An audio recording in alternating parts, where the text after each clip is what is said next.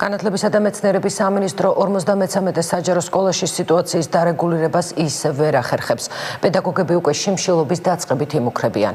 პრობლემით დღეს მთაწმენდის მაჟორიტარი დეპუტატიც დაინტერესდა, მინისტრმა კი პროცესს ღიად უწოდა მართული. 53 სკოლაში სასწავლო პროცესი დღესაც ჩაიშალა. მოსწავლეების და მასწავლებლების ნაწილი საკლასო ოთახების ნაცვლად სკოლის ეზოში შეიკრიბა. საგაფიცოს საბჭომ დილით ახალი მოთხოვნები წამოაყენა. გაფიცულმა მასწავლებლებმა ახალი დირექტორის დანიშვნის შესახებ გადაწყვეტილების გაუქმება მოითხოვეს და განაცხადეს, რომ სამართლებრივი დავის დასრულებამდე სასწავლო პროცესს დირექტორის მოადგილეები წარმართავენ. დაუყოვნებლივ აღადგენენ სწავლას იმ შემთხვევაში, თუ კი სკოლაში მოვა ახალი სამართლებრივი აქტი, ახალი დირექტორის გადაყენების შესახებ.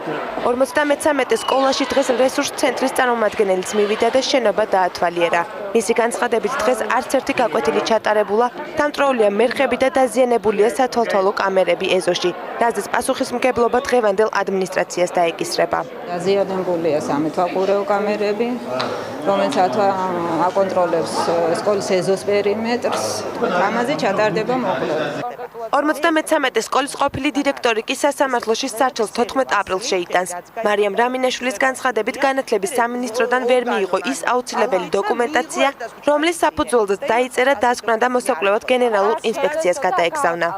სპეციალურად დროში აჯანჯლებს აღნიშნულ პროცესს, ან მეორე ვარიანტია ცდილობს გააყალბოს პირველადი დოკუმენტაცია, რომელზე დაყრდნობითაც მან მიიღო გადაწყვეტილება. მოგვიანებით სკოლაში სიტუაციაში გასარკვევად მთაწმინდის მაჟორიტარ დეპუტატი ზაზა პაპუაშვილი მივიდა. შეხვედრა უშედეგო დასრულდა. პაპუაშვილმა მასწავლებლებს სასწავლო პროცესის აღდგენისკენ მოუწოდა.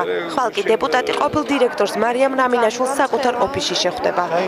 არ მინდა ვიფიქრო, რომ ამ პრობლემების უკან და ამ რაღაც აქციების უკან ვიღაცები დგანან. თუნდაც ყველაფერი გამოაშკარავდება. მე არ მიყვარს ბავშვების სპეკულაცია.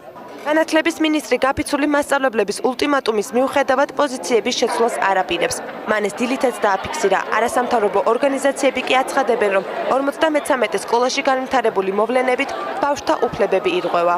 მე კიდევ ერთხელ მოუწოდებ, მოჭრიან ყველა გზას ურთიერთობის და თანამშრომლობის. აეროს ბავშვთა დაცვის კონვენციის მოთხოვნების უხეში დარღვევა არის. გაფიცული მასწავლებლების ერთობლივი გადაწყვეტილებით სასწავლო პროცესი მხოლოდ იმ შემთხვევაში აღდგება, თუ მათი მოთხოვნები დაკმაყოფილდება. წინააღმდეგ შემთხვევაში კი უკიდურეს ზომებს მიმართავენ და შიმშილობის დაწყებასაც არ გამორიცხავენ.